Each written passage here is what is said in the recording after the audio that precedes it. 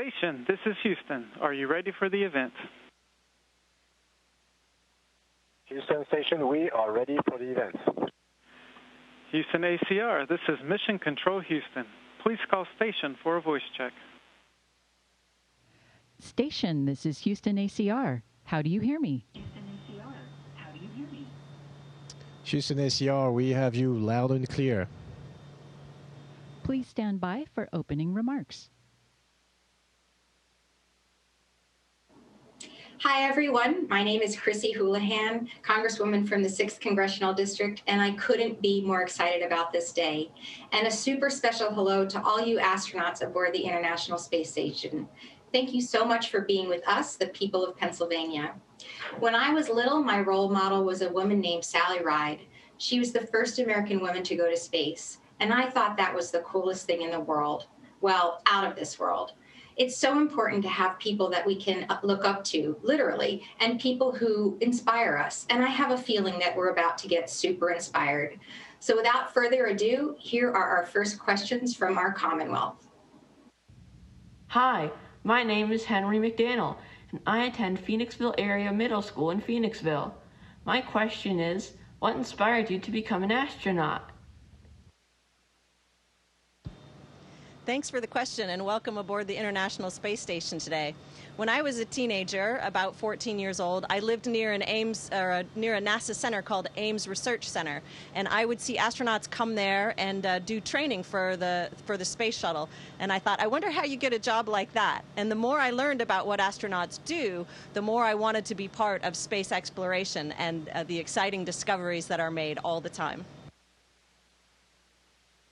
Hi, my name is Valerie Nolasco, and I attend Schuylkill Elementary School in Phoenixville, Pennsylvania. My question is, how big is a space station? Thank you for the question. It's actually pretty big. It's as big as a football field. There's 14 modules put together in space. They've been built all across the world in different countries. They've been assembled here in space. So it's as long as a football field. And if you've ever traveled in a really big airplane like a Boeing 747, well, this is approximately the size of the space station. So there's plenty of room, but there's a few of us, and there's also a lot of equipment, as you can see around us. Hi, my name is Francis Mason. I go to the Chamonix Virtual Academy in Feasterville. My question is there anything you learned in elementary school that helped you become an astronaut? I think the most important thing I learned in elementary school that helped me become an astronaut is how to be a good friend.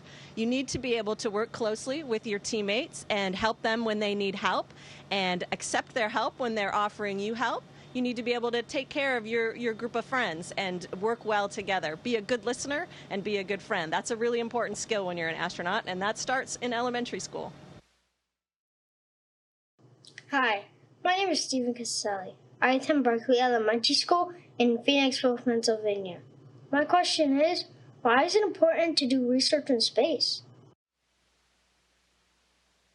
Oh, it is important to do research in space simply because there are things that you can see in space that you cannot see on the ground. There are some phenomena that are masked by gravity and the effects of gravity on the planet. And when you come up here on the space station, then you free yourself from these effects of gravity, and you can see those phenomena much more clearly in a way that you can analyze. For example, if you melt metals and you bring them together to form alloys, then they're not going to sediment here on the space station as they do on Earth, and that enables us to look much more deeply into those processes and to make discoveries that you couldn't make on Earth. Hi, my name is Andrea Lopez Castanon. I attend Berkeley Elementary School in Phoenixville, Pennsylvania. My question is, how do you heat up food in space? That's a really important question because food is very important to us here in space. So we have kind of two different ways. We have dehydrated food that we use hot water to rehydrate and warm up. And then we have food that's been treated to stay what we call shelf stable, and we heat it up in a warming oven in these kind of packets or in these kinds of cans. Hi, my name is Madison, and I attend Hopewell Elementary in Oxford. My question is, how are astronauts staying safe during COVID-19? Thank you. Oh yeah, training during COVID-19 pandemic was not easy. We put everything that we could to protect the astronauts, but also all the other people working in a space program. So we're wearing masks all the time. We're keeping our social distancing. We're doing everything that we could, really. And in the end, we got vaccinated before going to space, because it's very important that we don't bring up the virus on board the space station. That would be a disaster. So really, we try to take, NASA, everyone try to take the precautions to keep us safe from the virus. And I think we succeeded because we could train and we were ready on time to launch in space in spite of the pandemic. Hi, my name is Maya Erwin. I attend Alcatraz Elementary School in Akron, Pennsylvania. My question is it true that salt and pepper are liquefied to prevent inhalation and clogging of the vents and damaging the spaceship? That is correct. So we have lots of different kinds of condiments on the space station, but everybody does like a little bit of salt and pepper every once in a while. So you can see here, Thomas is showing you this is a bottle of liquid salt, and there's liquid pepper. So we can still add some flavoring to our food, and it doesn't make a big giant mess by getting little particles all over the place. Hi, my name is Sean. I attend Phoenixville Area Early Learning Center in Phoenixville. My question is, how much fuel does the rocket need? Oh, it needs a whole lot of fuel. It needs more than 400 tons of fuel, which is a lot. Like, that's the equivalent of, 40 or 50 normal-sized cars, I think, full of, with all their weight. And so the rocket is 550 tons, and 400 are fuel. So it's really mostly only fuel. And that's because you need a lot of energy to leave the Earth and come all the way here at 400 kilometers above the Earth. Hi, my name is Zach Orton. I go to Nottingham School. My question is, how do you know if it is day or night in space? There's a couple of different ways that we know if it's day or night. One would be to look out the windows, but you can see we don't have a lot of windows in our working area. We actually have a window that's right here in the floor, but it's covered up right now. The other way we can check to see if it's day or night is we have a map that shows us, that projects where we are over the Earth, and we can look at that map and the schedule associated with it to tell us if we're in daytime or nighttime and when the next sunrise or sunset is going to happen. Hi, my name is Violet. I attend Immaculate Conception Academy in Douglasville. My question is, in your opinion, what is the hardest thing about living in space? The harder thing about living in space, but we're pretty lucky, because I think all the space agencies and NASA have done such a good job that now we can live on the space station almost as well as on the Earth. We have food, we have air, the temperature is good, everything is great. I think the most difficult thing now it's not the physical hardships, it's just being away from your loved ones and from your family for an extended period of time. We spend 6 months at a time without being able to see our friends, our families. We can talk to them on the phone, but it's still difficult to be far away this amount of time. But other than this, I would say it is pretty cool to live in space. Hi, my name is Maria Inger. I attend Berkeley Elementary School in Phoenixville, Pennsylvania. My question is, do you take animals up in space? Well, we don't take pets up in space other than the little stuffed animal kind. We have our friend Gwyn here that came up with us on the Crew Dragon. We do sometimes have animals up here that help us study what human reactions might be like. On our next cargo vehicle, we're having some science experiments come up that will have tardigrades, also called water bears, which are microscopic creatures. And there will also be some baby squid on board that we'll be doing some projects with. Hi, my name is Audrey, and I attend Elk Ridge Elementary School in Oxford, PA. My question is, how do you prepare for takeoff? Oh, so you prepare. So the rocket is very automated, but you still prepare in the sim. Megan and Shane have spent a lot of hours in the sim, trying to face all the different scenarios that could happen, all the failures that could happen, and be able to react and take control. So that's one way to prepare. The other way is physically. You have to be in good shape. It is not impossible to do, obviously, but it's still hard. I mean, you get some G's, the acceleration. You're being squashed in your seat. It's like you're weighing 4 times as much as you would normally because you're so squashed in your seat. So you have to be in as good a shape as you can, and try to be well rested, and try to be also in a good psychological state, and then the launch is just a happy and good experience. Hi, my name is Lincoln McAdam. I attend Barclay Elementary School in Phoenixville, Pennsylvania. My question is, does each country share their research with each other on the International Space Station? That's a great question, because we have researchers from all over the world that do research here on the International Space Station through the various different space agencies that all partner together. So the answer is yes, that those results are typically published in journals that are available to the public and to the other partner nations. Hi, my name is Caroline Keogh, and I attend Schuylkill Elementary School in Phoenixville, Pennsylvania. My question is, how do you handle being homesick, missing family, or just being depressed? It's a good question. So I think what's important is you try to keep contact with your family, with your friends. You call them every day. If you want to on the space station, we can call on the IP phone in the evening when we're finished with our work.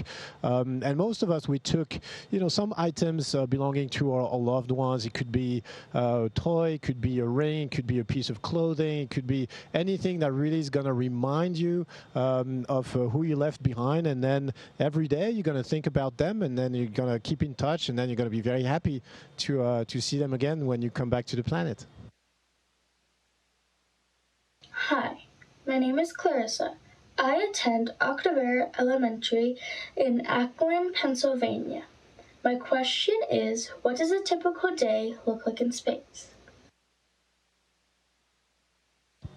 One of the coolest things about this job is there's almost no such thing as a typical day. Every day you're doing something different. There are some things that are pretty regular. So you wake up kind of at the same time and you go to bed kind of at the same time, and you usually get a lunch period in the middle of the day. But other than that, you could be doing almost anything. So some days you might be fixing the toilet and doing some biology experiments, and other days you might be finding some lost hardware or preparing a spacesuit for a spacewalk. So every day is different, and that's one of the really exciting things about our job. Hi, my name is Erwin DiPietropalo. I attend Barclay Elementary School in Phoenixville, PA, and my question is, how long do you work out each day? It's a great question. It's important to work out to stay in good shape on Earth, but it's also important here. It's even more important here on the International Space Station, because we're not using our muscle the same way. The muscle in our backs, in our legs, just standing or sitting or climbing stairs, things that you do every day on the planet, we don't do up here. So we lose a lot of muscle mass, we lose a lot of bone mass, or we would if we wouldn't work out. So we work out for a little bit more than 2 hours, maybe 2 hours and a half a day, and that's we have 3 stations. We have a stationary bike that floats. We have that's right next to us here. We have a treadmill, and you can run completely horizontal or upside down depending on the position of the treadmill. That's pretty cool. You're strapped with bungees, and we have a big weight machine. Obviously, it's not creating force by weights, but by air pressure inside cylinders. But you can do a lot of exercise. You can work on all the muscles of your body, and we do this. We take turns every day for 200 days, or however long the mission is. 2 hours, a little bit more than 2 hours per day, but that's necessary for us. Hi, my name is Scar Walton, and I attend Schuylkill Elementary School in Phoenixville, Pennsylvania. My question to you is, how long did you have to study in college for this? Well, you do have to go to school for a lot of years to become an astronaut. So you go all the way through college or university and get a 4-year degree. And then most people have some kind of advanced degree after that, either a master's degree or some people even have a PhD. So it can be a lot of years of school, 12 years of high school, 4 years of college, and then maybe some more training after that. So you got to love learning to have a job like this. Hi, my name is Tara Blitzer and I attend Phoenixville Area High School in Phoenixville, Pennsylvania. My question is, if an astronaut gets motion sick in space, what do they do to relieve themselves of that feeling? Yeah, it's a good question, and it happens if when you get to the space station, your inner ear, all your balance, the organs that control your balance are a little bit off, and so you get initially a bit sick, or it's difficult to orient yourself. So what you do is you take it easy. Those symptoms are going to disappear. It's exactly like on a ship or on a boat. It never lasts forever. It only lasts for so long. But other than that, we also have medication. We take anti-nausea pills or anti-motion sickness pills, and then it gets better. So everybody has those symptoms, but it never lasts very long. Hi, my name is Sarah Demonia. I attend Oxford High School in Oxford, and my question is, do cell phones work in space? So we don't use cell phones in space, but we do have an internet protocol phone that allows us to make phone calls through our computer, basically. So we just throw on a headset and we can dial a phone number on Earth, and I can call my family, or I can call friends or people that I work with. So that's a nice way to keep in touch with people. Hi, my name is Joe Bungo. I attend Berkeley Elementary School in Phoenixville, Pennsylvania. My question is, what do you do when there is an emergency? That's a good question. So we train a lot for this to be able to respond to an emergency. There's procedures that we stick to in coordination with the control center, and everybody has a role that's very well defined. When we cannot remember everything by heart, because you cannot always remember everything by heart, we have procedures. We have books. We have red books. They're right behind us on the space station up here on the wall, and we have also emergency equipment. So if there would be a depressurization, we lose our cabin air by through a hole in a hull, or things like this, or a fire starting on a space station. Then we have fire extinguishers, we have procedures, we have roles, and we've trained a lot. So we think we can respond, we can handle it, and keep the station safe and keep ourselves safe. Hello, my name is Michael Cayoso. I'm an electrical engineering student here at Delaware County Community College in Pennsylvania. Thanks for taking our questions today. My question for you is, what are some technologies that right now are in their infancy stage that you think will be critical to the future of space exploration?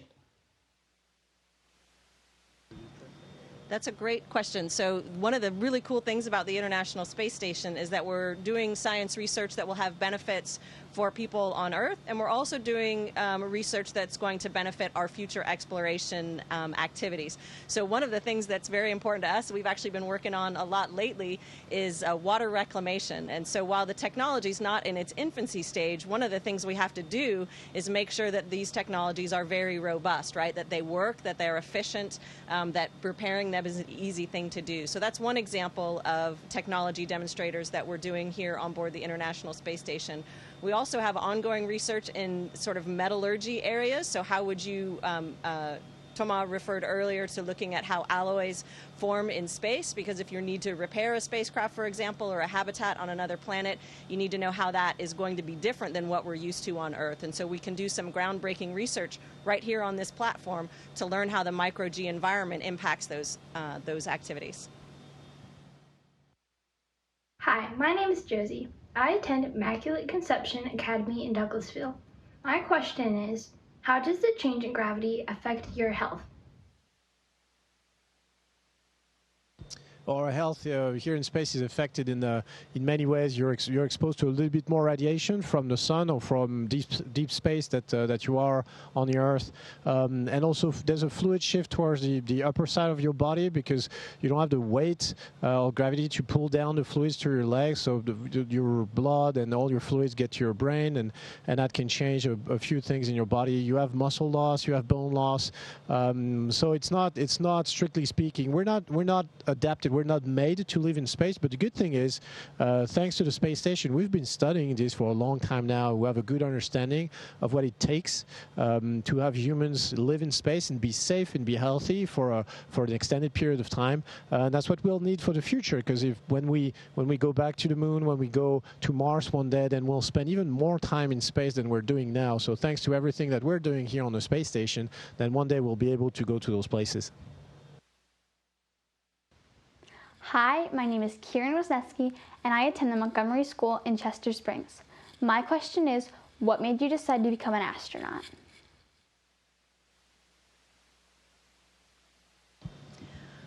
Well, I think for me, it was the idea of being part of something that is larger than myself, that has this big goal to explore the universe around us. I really liked that idea of contributing in that way. And then as I learned more about the job of being an astronaut and realized it's not that you have to be good at doing one thing, it's that you have to figure out how to do a whole bunch of different things. And the challenges can be different every single day. That was really appealing to me because I thought it would be interesting to learn so many different things and never to know exactly what was going to be happening on any given day.